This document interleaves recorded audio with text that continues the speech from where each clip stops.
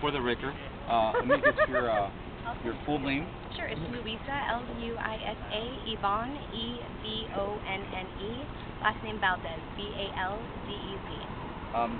Luisa? Yes, sir. Luisa, are you part of the Green? I am. I'm a Green Party candidate here in District 15.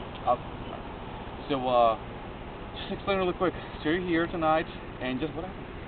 We were doing a civil disobedience action, a non-violent action, holding up signs for Senator McCain to see that there were many communities out here, people from the DREAM Act community, people from the LGBT community, and the War Coalition, Veterans for Peace, basically out here to show our dissupport of John McCain, being able to say, shame on McCain, you do not represent our communities, you do not represent our states. As the debates were over, we had areas of News Channel 3 with protesters and signs and nonviolent actions and demonstration support as Senator John McCain's vehicle that he was inside of was coming out of the parking lot of News Channel 3. The vehicle decided to put their brakes while they were standing up against me, pushed me several inches back, and then sped off. According to the Phoenix Police right now, there is no action that they can take because if you're a U.S. Senator and you're in a vehicle, you're allowed to strike people pretty much and get away with it. So right now there's no action that's being taken. They were able to let me do a police report, but there is no charges that are going to be pressed because according to them there was no criminal intent done. But I beg to differ, regardless if you're a U.S. Senator, whether you're a citizen of our state, that if you hit somebody with a vehicle and you leave the scene of that crime, that is a crime.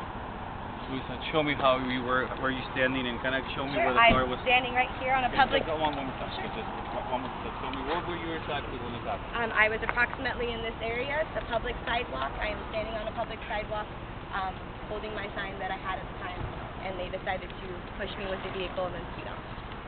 Did you have eye contact with McCain? I did not, sir. And did you see who was driving? It was a female driver, and she was very intent on making me move, whether she needed to use force or not. And so she used her arms and just pushed you away? She did not use force at all physically. It was with the vehicle. She pushed me with the vehicle. Any harm to yourself? Anything that not that I'm aware of right now. I have adrenaline kind of pumping, so nothing that I can assess. There's no physical marks at this time, nothing of that sort that I can see at this moment. But when that happened, that had to be scary. Absolutely. I'm wearing heels, for crying out loud. If I would have been tripped or if I would have fell, that car would have ran right over me and they would have sped off and taken off and probably not have any action against them like they're having no action taken against them right now.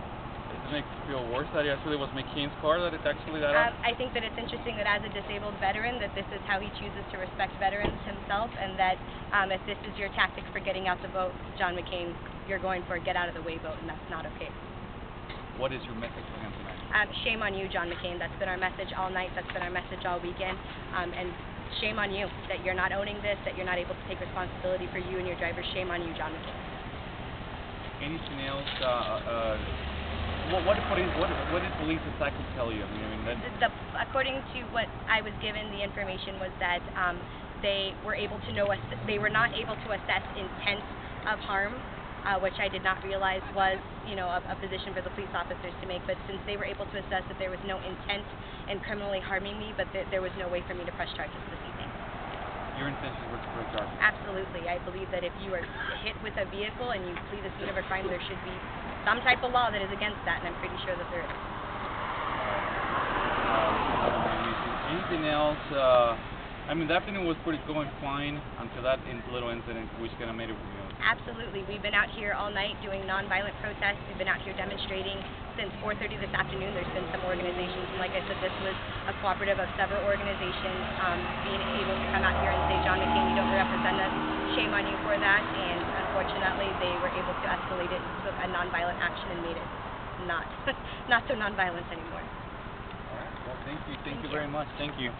Well, I got your info.